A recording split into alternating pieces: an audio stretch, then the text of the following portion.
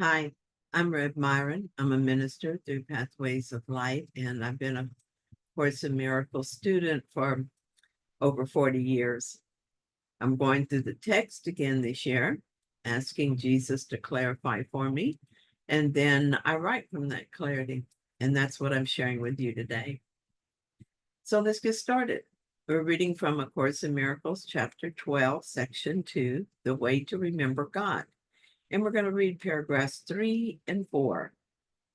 Paragraph 3 says, perceive in sickness but another call for love, and offer your brother what he believes he cannot offer himself. Whatever the sickness, there is but one remedy. You will be made whole as you make whole. For to perceive in sickness the appeal for health is to recognize in hatred the call for love. And to give a brother what he really wants is to offer it unto yourself, for your Father willed you to know your brother as yourself. Answer his call for love, and yours is answered. Healing is the love of Christ for his Father and for himself. Clearly, sickness of any kind is not God's will. It is not love, but a call for love. Wherever I see sickness, I'm to see wholeness, and this is the love that heals. I can think of it as forgiveness. When I see sickness, I forgive what I believe to be true. I could also say that I accept the atonement for this situation, and that would be the same thing. I do this because as my brother is healed, so am I. We're all part of a single whole. And if any part of this whole is sick, the whole is sick. But what if I see some form of sickness and I believe in it? What if I see sickness and that's all I can see? What if I can't see the truth behind the facade? Then I ask that my mind be healed.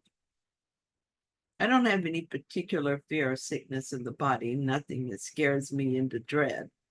I don't want any sickness at all, but nothing stands out as particularly upsetting. I notice that when someone I care about has a sick body, I can more easily see through that. I see them in their classroom learning the lessons they came to learn, but completely unaffected by that lesson. I also see them as capable of learning that lesson. Sometimes I have trouble holding on to the idea of them as sick at all because I see only the potential of a healed self. That is giving them the love they are unable to give themselves at this time, and it is healing. On the other hand, when I see someone in great pain, I tend to have a more visceral reaction because I hate pain. I've worked on the idea of pain as illusion and have accepted some healing in this area. So sometimes I do better with this. When my son was in extreme pain, I was lost in his illusion and so was not able to answer his call for love. I was paralyzed in fear for him. I did remember to ask for healing of my mind, so that was good. Because of my own fears, I was unable to see that one illusion is the same as another. Illusions can't really be bigger or worse. It is only my beliefs that make it seem so. Another form of sickness is lack. Sometimes I slip into that belief. For instance, when I was contemplating my upcoming retirement looming near, I fell into fear about lack. It was not total by any means, but I would see these little thoughts that I wouldn't be able to buy this or go there or do that when I retired, and I felt a sense of loss. So that showed me there was still a belief of lack in my mind. As a result, when I saw someone with less than me, especially an older person, I projected my fear onto them and felt sympathy. This was not answering a call for love with love. It helped no one. Over time, I turned that belief over to the Holy Spirit, and I asked him to show me a different way to see. I noticed a shift. I would still notice the thoughts, but there was little emotion attached to them. I didn't get upset about it as I had just a couple of months before. I love it when that happens. It is a miracle, that change of mind. It is a miracle because the ego mind didn't do it. I wanted healing more than I wanted to hold on to the fearful thoughts, and so it occurred.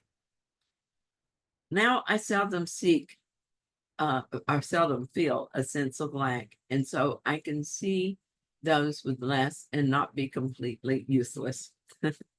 I can mostly see through the form of their story to the reality of their being. I'm answering their call for love more often than not. This answer to their call is also the answer to my call. When we share a belief in the illusion, we uphold and strengthen that belief. When at least one of us allows that belief to be loosened in our mind, we both experience healing. Sometimes I envision it like this.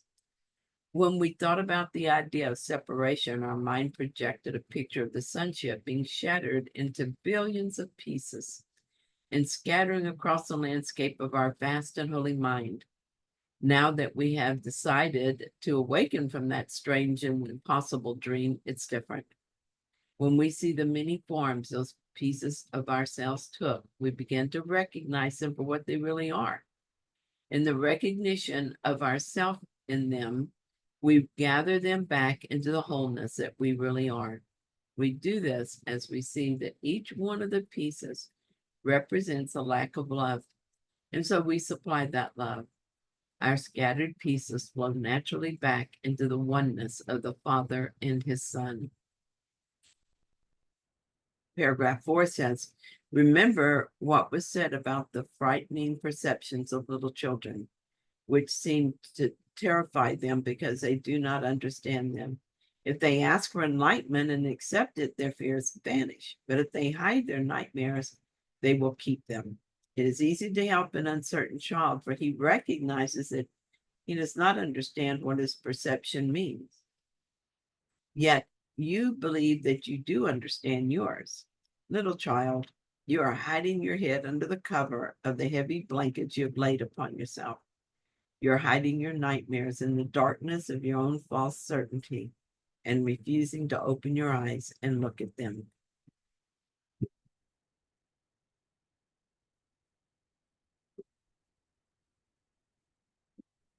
One day, I had a guilty thought that led to a frightening thought that led to a general sense of unease.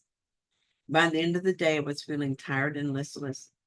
I was that child who was hiding under the covers of my certainty that guilt and fear are real and threatening, but not quite the same child who used to have the covers pulled up over her head and lay there shivering and terrorized by her own beliefs.